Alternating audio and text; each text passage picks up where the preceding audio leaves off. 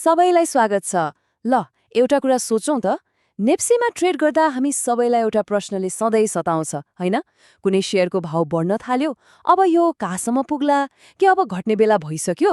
हो, आज हामी ठ्याक्क यही कुरा पत्ता लगाउन मद्दत गर्ने एउटा एकदमै शक्तिशाली टुल आरएसआई मतलब रिलेटिभ स्ट्रेन्थ इन्डेक्स को बारेमा गहिरोसँग कुरा गर्नेछौं। यो हाम्रो टेक्निकल एनालाइसिस फर नेप्सी श्रृङ्खलाको 11औं भाग हो। यदि अघिल्ला 10वटा भाग हेर्न बाँकी छ भने फुर्सदमा एकपटक हेर्नुहोला है, किनभने यी सबै टुल्सहरू एकअर्कासँग कतै न कतै जोडिएका हुन्छन्। ल अब ढिला नगरी आरएसआईको दुनियाँमा प्रवेश गरौँ। हरेक ट्रेडरको मनमा खेल्ने एउटा प्रश्न, एउटा स्टकको मूल्य लगातार बढिरहेको छ, तर यो दौडमा अब त्यसको दम सकिन लाग्यो कि यो त भर्खर सुरुवात मात्रै हो? यही रहस्यको पर्दा खोल्न आरएसआईले हामीलाई गजबले मद्दत गर्छ। आज हामी के कुरा गर्छौं त? एकछिन हेरौँ है। सबैभन्दा पहिले त आरएसआई भनेको के हो त्यो बुझ्छौं। त्यसपछि बजार एकदमै तातेको छ कि सेलाएको छ भनेर थाहा पाउने ओभरबट र ओभरसोल्ड क्षेत्रको बारेमा जान्नेछौं। अनि एउटा एकदमै रोचक कुरा, जब मूल्य र इन्डिकेटरले फरक कथा भन्छन्, मतलब डाइभर्जेन्स, त्यसको शक्ति कस्तो हुन्छ भनेर पनि हेर्छौं। अनि आरएसआईमै ट्रेन्ड लाइन कोर्ने एउटा विशेष तरिका पनि सिक्नेछौं।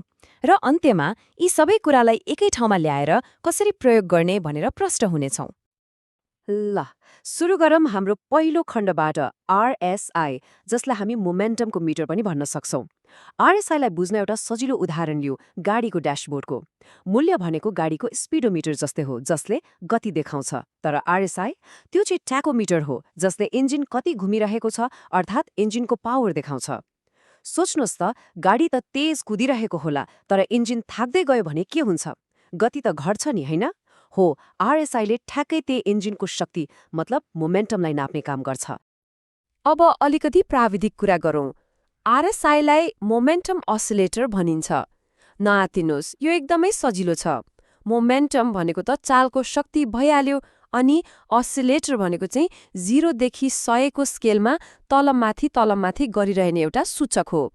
अझै सरल भाषामा भन्दा यसले बजारमा बुल्स र बेयर्स मतलब खरिदकर्ता र बिक्रीकर्ताको लडाईँमा कसको पल्ला भारी छ भनेर देखाउँछ। ल आरएसआई के हो भन्ने त थाहा भयो। अब यसको सबैभन्दा सामान्य तर एकदमै शक्तिशाली प्रयोगबारे कुरा गरौँ। यो हो बजारको खतराको क्षेत्र वा रेड जोन पत्ता लगाउने तरिका, जसलाई हामी ओभरबट र ओभरसोल्ड भन्छौं। जब आरएसआईको लाइन 70 भन्दा माथि पुग्छ, त्यसलाई ओभरबट भनिन्छ। यसको मतलब के हो भने बजारमा खरिद गर्नेको भिड लागेर मूल्य अचाक्ली माथि पुगिसक्यो। यो एउटा संकेत हो कि अब किन्ने मान्छेहरू थाक्न थाले र मूल्य घट्न सक्छ, मतलब करेक्सन आउन सक्छ। यसलाई एउटा चेतावनीको घण्टी जस्तै मान्न सकिन्छ कि ल है, अब किन्न हतार नगरौं भनेर। अनि ठ्याक्कै यसको उल्टो, जब आरएसआई 30 भन्दा तल झर्छ, त्यसलाई भनिन्छ ओभरसोल्ड। यसले के देखाउँछ भने बजारमा सबै डराएर बेच्नेको भिड लाग्यो र मूल्य एकदमै तल झरिसक्यो। अब यो एउटा संकेत हो कि बेच्ने मान्छेहरू पनि थाक्न थाले र यहाँबाट मूल्य फर्किन सक्छ, मतलब एउटा बाउन्स आउन सक्छ। यसलाई अब बेच्न पनि हतार नगरौं भन्ने सन्देशको रूपमा लिन सकिन्छ। ल आधारभूत कुराहरू त यिनी भए, तर अब आरएसआईको असली जादु हेर्ने बेला भयो, र त्यो हो डाइभर्जेन्सको शक्ति।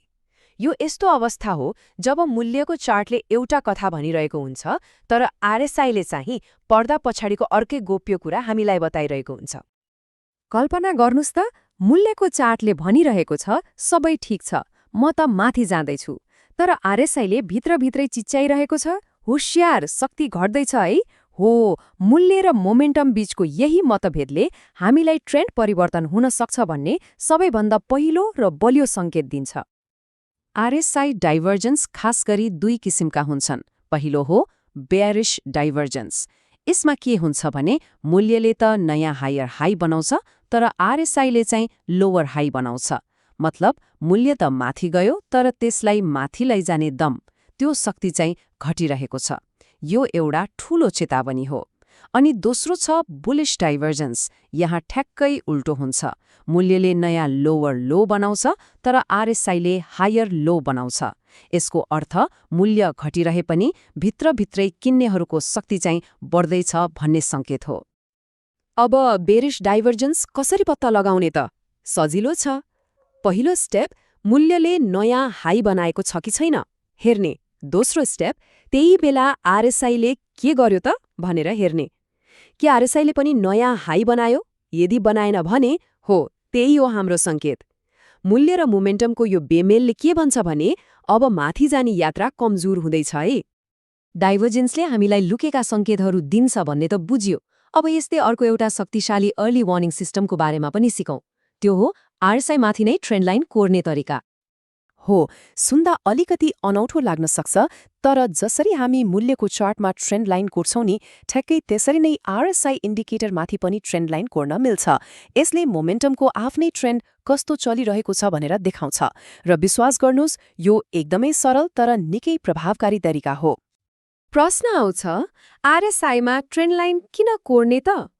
यसको सबैभन्दा ठूलो फाइदा के हो भने यसले हामीलाई भविष्यको संकेत दिन्छ। धेरैजसो केसमा मूल्यको ट्रेन्ड लाइन तोडिनुभन्दा पहिले नै आरएसआईको ट्रेन्ड लाइन तोडिन्छ।